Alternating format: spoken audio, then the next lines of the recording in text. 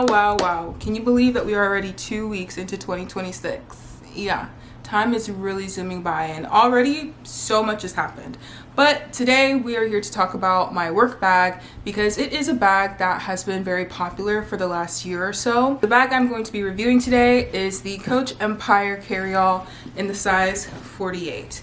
And I believe that this colorway that I have is called Merlot. I've had this bag for almost a year now. I use it on travels. I've used it when I have gone to New York on the train. I use it in flights, and now I've started using it as a work bag because I have found that it is the perfect size to carry everything that I take to work. So I wanted to do a little what's in the bag and give a thorough review of how it is to use the bag on a day-to-day. Let's go ahead and start with the composition of the bag. This bag is made of a very nice leather. You can tell it's a premium leather, similar to other Coach bags. I would say that this bag is probably one of the most durable leather bags I have. This is the bottom of the bag. I throw this on the ground, I throw it on the seats. It's perfectly fine, and I actually didn't even see that. There's an inscription on here. It says genuine full grain leather, and you can definitely feel that. I don't mean to sound like weird when I say this, but there's something about the smell of real leather, and this bag had that all over it. It's obviously gone by now, but genuine full grain leather, and you can feel it, and you can also see it in the performance of it after almost a year of consistently using it. There are even little micro scratches in it, and I'll try and do a close-up so you can see, but overall I think that just enhances the aesthetic of the bag. And we're going to talk about some of the components and the compartments that are in this bag. I can't say for sure what it is in all the other sizes because I didn't look at those. I believe there are like 3 or 4 sizes for this carryall. But for this one, there are a lot of great features on it that also made me think it was worth the price. So starting off with the side here, we have 2 buckles on each side. This is a removable strap. The strap is adjustable with this buckle here. The only thing is that I wish there was a loop along the bottom here so that when this is laying on it, it would lay flat instead of like flapping around. The hardware on here is all like a gold. I think it's like a rusted. Oh, you know what?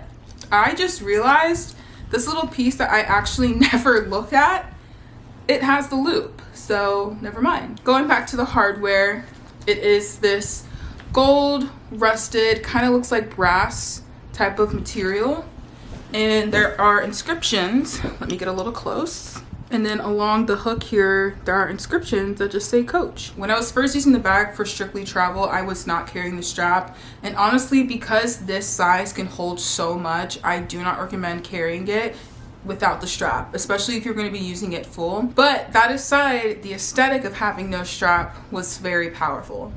So you gotta pick your battle. At the end of the day, it's either you're going for aesthetic or you're gonna go for longevity of your arms, and right now I'm choosing longevity of my arms. So continuing with the compartments and features of the bag, the inside is one main body, and then there's a side pocket. There are 2 other straps on the inside side that go out and loop through the outer side panel here, and this is how you can expand the width of the bag if you want to hold more or compress it again, and this nice little chic fold. The inside material, I think it depends on the color of the outer bag, but for the Merlot, it is this nice deep tanned suede fabric, but it's not the type of suede where, you know, if you like touch it, some types of suedes, I don't know how to describe it, they just feel very cheap, and they have like a thicker layer that almost feels like it's gonna pill after a lot of wear on it, but this does not have that. It's a very smooth suede, and I love that.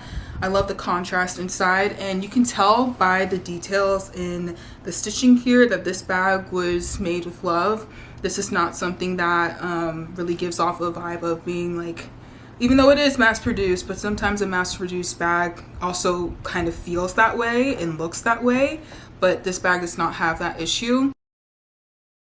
So moving on to the aesthetic of the bag, it is very, very beautiful. I got the Merlot because I felt like there was a little bit of a gradient, and I'll stand up, sorry. I feel like there is a little bit of a gradient when you look at it in certain lights. You can see the corners are darker, and it has this like vignette look to it, as like pictures do. This is the bag right now. This is where it hits when I'm holding it. It hits right above my kneecap. I'm 5'9" and I don't have like a tiny frame. I have a medium-sized frame. So if you're somebody that's quite thin or a little bit smaller, this is definitely going to be a bag that looks like it's going to kind of be wearing you instead of you wearing the bag, if you get what I mean. I just feel so elegant when I'm carrying this bag, which is exactly how I want my bags to make me feel.